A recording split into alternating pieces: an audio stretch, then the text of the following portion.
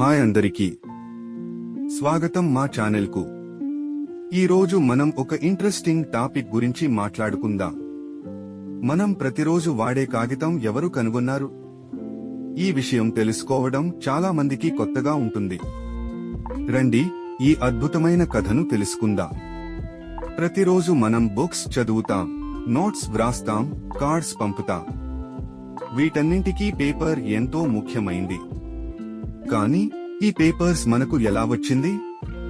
చైనాలో హా డైనస్టీ కాలంలో ఒక అద్భుతమైన ఆవిష్కర్త టీజేఐ లూ గారు BC 105లో కాగితాన్ని కనుగొన్నారు.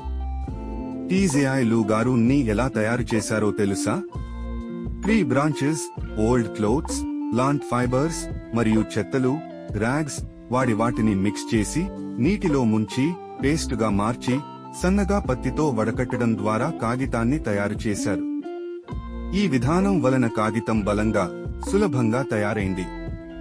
ఆ రోజుల్లో కూడా కాగితం ఉండేది, కానీ అది బలహీనంగా ఉండేది.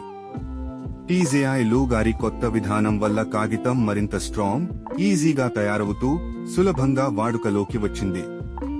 చైనాలో మొదలైన ఈ కాగితం తయారీ తర్వాత వరల్డ్ వైడ్ గా వ్యాపించింది. ఈ పేపర్స్ బుక్స్, ఎడ్యుకేషన్ మరియు ఇన్ఫర్మేషన్ పంచేందుకు విపరీతంగా ఉపయోగపడింది. మనమిప్పుడు చదువుతున్న పుస్తకాలు, వ్రాస్తున్న నోట్స్ అన్నీ టీజేఐ లూ గారి ఆవిష్కరణ వల్లే సాధ్యమయ్యాయి. కాబట్టి కాగితం కనుగొన్న టీజేఐ లూ గారికి మనం ఎప్పటికీ రుణపడి ఉంటాం.